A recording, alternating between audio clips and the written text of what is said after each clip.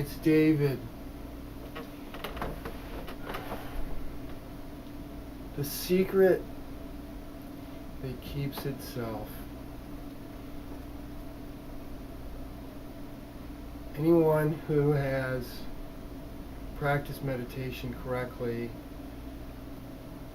both actively and most importantly actively all throughout the day, and passively, knows this secret. It's an interesting situation to see it so clearly, to see how it's destroying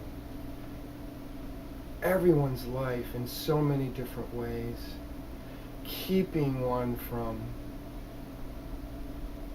real and lasting happiness. And so what is going on? What is the secret? Cat's been already let out of the bag in my previous videos. It's that we are all being held captive by the false self, the ego. It's totally self-destructive, master at deception. Indeed, it's fooling us into thinking that we are it. It's beyond the Stockholm Syndrome. We have not only identified with our captor, but we think we are our captor now. And we live in this trance-like state where we're just here. We don't witness or are not part of really anything outside of ourselves. Sure, we go through our day and we participate, but are we really present in the moment? No, we're not. And that is the only place where we are going to get our bliss. Now, in giving someone this information, it just like hits a brick wall. Why is that? It's so true. Part of the reason, maybe a good part of the reason, maybe the whole part of the reason, I haven't completely thought this out yet, but the ego is always on the defensive. It keeps a shield up. Anyone that starts to be perceived as breaking through that shield, the walls go up. The defenses go up. It goes on alert and it goes on the offensive even. And so why are people so afraid to explore this when I say all you need to do is start practicing impartial self-observation? In 2 weeks or less, you'll see this for yourself clearly. Why won't they do it? Because they're afraid. They're afraid of all the stuff that's been repressed and denied, that they're in denial about. All those skeletons in the closet, they don't want to start whipping those things out. They don't want to look. It's all been shoved in there, and they don't want to open that door. Well, here's the thing. Yeah, that can be scary, but it doesn't have to be. If you practice impartial self-observation, remember you're separating yourself from watching the thoughts going through your mind, which is ego, and looking at it from a third-party perspective, and not identifying with it, not associating that part of you that is watching with it, like a mother watching a spoiled child doing something wrong or misbehaving, any child misbehaving. And all you have to do is watch. And it's going to go, busted.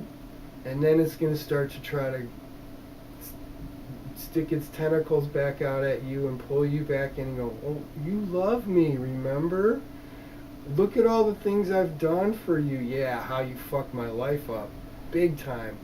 So that's the secret there in not having it affect you. Yeah, it might sting a little bit in the beginning, but it doesn't have to be radically painful.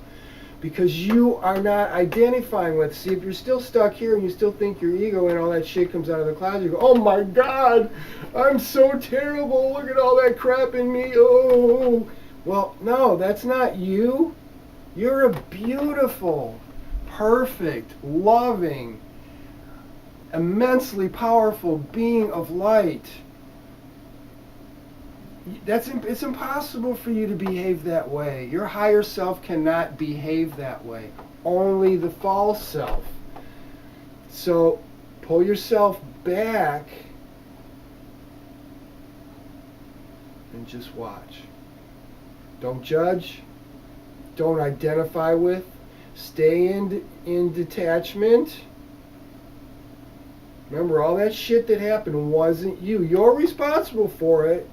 You know, if you got yourself in some mess in your life you need to clean up, now you can, and you can do it a lot less pain-free, if not totally pain-free, because you've separated yourself from it. The servant has become the master, and it's gone berserk. It really has, and everything it does is totally insane, as I've demonstrated in some of my other videos with some of the examples I've used. So there it is, man. This is really powerful stuff. This can transform your life completely. Imagine it. You can, if this is how you want to go through life all day, every day, watching the thing, separating yourself, moving away from it, not going, that's not me, I wouldn't do that. Looking at its real motives, what is it wanting? Okay? And then directing your awareness back into the moment. You do that over and over and over and over and over all day long. Every day. Sure, especially in the beginning, you're gonna trance out and hours will go by and you'll wake up and go, holy moly, what happened? I was just practicing 7 hours ago. 7 hours went by. That's okay. You woke up. Now do it again. Once you do this enough, you'll get into the habit, and you won't go to sleep for so long. As time goes by, you'll pretty much be staying like really very, very present. Eventually, when you become a master, boom, this thing is transcended. It only functions as it's supposed to be, which is like a computer, so you can figure out how to do analytical and linear things. What do I want to eat? Think about it. That's its purpose, to present you the pictures and the menu to you. You pick and then it shuts off. If you have to do math, you need this thing because it's great at doing what it does when it's functioning properly. You need to be able to think. But when you're done, shut it off. It shouldn't be running all damn day. Only in figuring out what you need to do. That's it. That's its only purpose. All the other thoughts, look, when you're watching them, look at how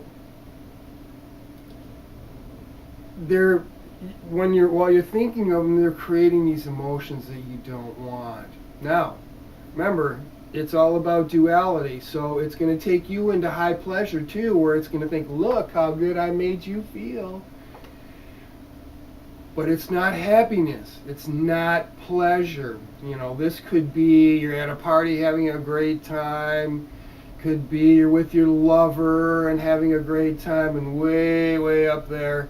But guess what? When your lover leaves you, you'll leave the party. What happens? Bam! All the way to the opposite end of the polarity on the stick, which is pain. You leave the party. I'm lonely. I need something to cover up this crap that I feel. Your lover leaves you. Wow, you're devastated. Boom. Falling in love is just emotional lust. That's all it is. It's pleasure and pain. Pleasure and pain. It's not love. It feels like love, and it feels very good when you're way up here. Not so good when you get slammed. Okay? So, remember that. You are not your thoughts. You are what is experienced in the space between your thoughts when your awareness is directed into the moment. And then, eventually, you become aware that, oh my goodness, God is everywhere. I live in the sea of love, and it's me. I'm part of it. I'm not separate from it. And you just open yourself up and it fills you, and you become like the downturned glass at the bottom of the ocean turned up, and it fills you, and wow. I mean, how cool is it to be able to look at God and be filled with God's love? God is right in front of you right now, everywhere, filling every space, in every place, everywhere, from here to the ends of the universe, and on into the dimensions, the higher dimensions. You can't see it, can you? Why? Guess who's stopping you? Mr. Ego. He doesn't want you to go there. Look, I am a great destroyer of ego. People have actually become scared shitless when I am in their presence because I've said or done something that directly threatens their ego, and because they think they are their ego, they think they are threatened, which is the exact opposite. You will not meet a more loving, caring being than me. Why do you think I make these videos? I mean, you can feel it, the energy that I embody here. I want you to be happy. I want you to get these things done. So if you need courage, have the courage to do that 2 weeks, man. Remember, separate yourself. It's not going to hurt. I challenge everyone who watches this to do it. 2 weeks. Honestly, do it. It will change you. It will wake you up. Okay? All right. You rock. You are awesome.